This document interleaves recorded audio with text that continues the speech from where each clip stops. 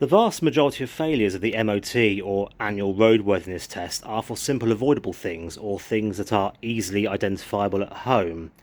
I'm taking my V12 XJS for its MOT test today, so here's exactly what I check before taking it. Yes, it's time, the dreaded yearly MOT or roadworthiness test for those viewers outside the UK.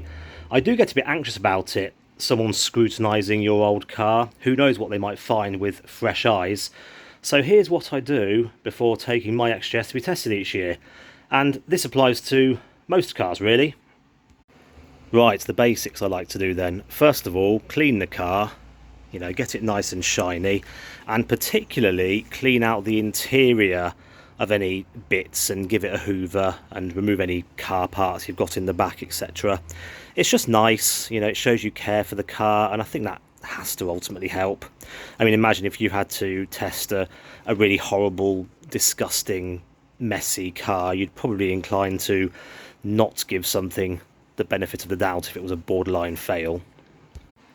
Next, check the basic things that people often fail for that you can easily check at home. So make sure your indicators, brake lights are all working. Check the windscreen washers are working and the wipers don't have tears in them. Simple things like that. These little headlight wipers and washers don't work on my car, unfortunately, but they're not part of the test, so that's okay. They are pretty cool though. I would like to get those working. In the interior, just check that the seat belts are all working. Again, you might not use your rear seats much, but if the belt buckle doesn't get secured, that's a failure. Check your seats latch solidly and everything's generally in order, door handles work, etc. Engine bay then. Have a good look down the sides of the engine for large or obvious or significant oil leaks. And then basic checks really, take a look at the oil. Check there's some in there and it looks clean and it's up to the level. Check your coolant. Check the automatic transmission fluid over there. Check your screen washers up to the level over there. Just simple things. Bear in mind that during a roadworthiness test the car could be idling or running for 20-30 minutes or so. So you don't want it overheating on the tester's ramp. Another easy check to do on kind of modern classic cars with high profile tyres like this is just grab the top of the tyre and wobble the car and the tyre forwards and backwards, because you can often feel and hear any sort of knocking in the wheel bearing or ball joints and things without having to jack the car up. It can be a useful little test in diagnosing obvious things. I know this probably looks ridiculously basic, but it is a simple thing that people can do at home, and it can reveal a great deal about the condition of the suspension and ball joints and wheel bearings and things. So I'm just giving the car a shake, as you can see. I'm just feeling through the tyre for any kind of knocking or anything really, any notchiness. Having a listen, but yeah, all feels good and sounds smooth. Another simple thing to check is just visually check your tyres. Make sure there's no chunks that are missing from the sidewall where you've hit anything. Check the tread depths. All look okay. And maybe, if you have time, just have a look for screws and nails and things that might be lodged in there. When it comes to the underside of the car, what I like to do is grab a can of brake cleaner, get the car jacked up, and just give the underside of the engine and the rear subframe just a bit of a clean, for any old oil leaks, any congealed oil and dirt, power steering leaks, etc. Just, make it easy for the tester to see what's what, clean off old muck. I mean, it goes without saying that you should maintain your car, so if it leaks oil, fix it, and if it runs badly, get it properly diagnosed and repaired.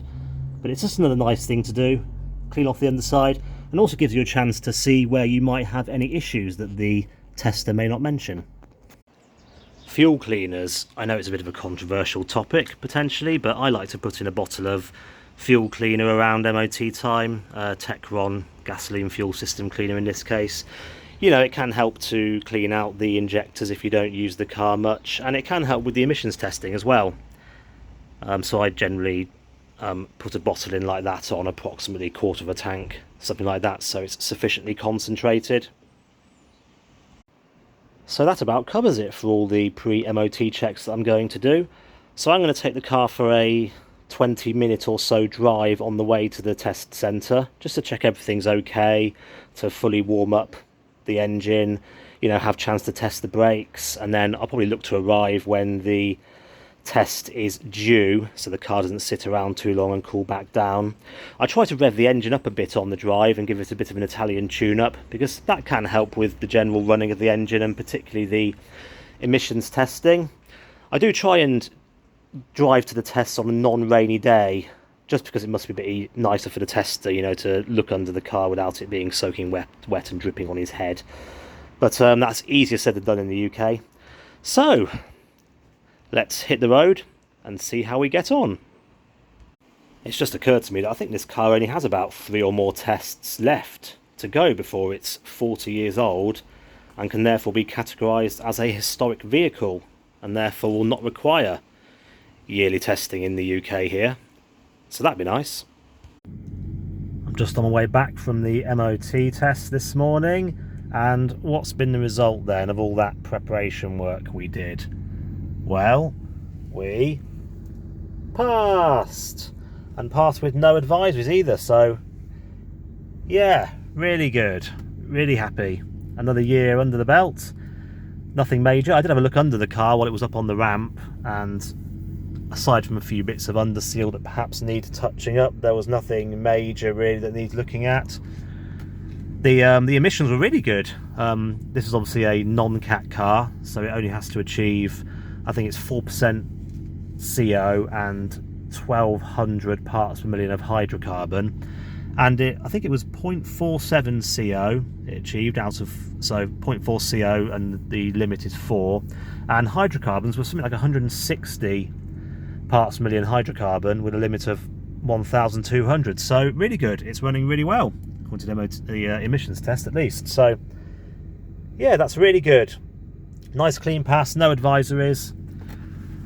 And I believe that is a result of the preparation work I do, getting the car nice and clean, checking everything so there's no obvious failures, being there on time, simple stuff. So yeah, really happy. Cheerio.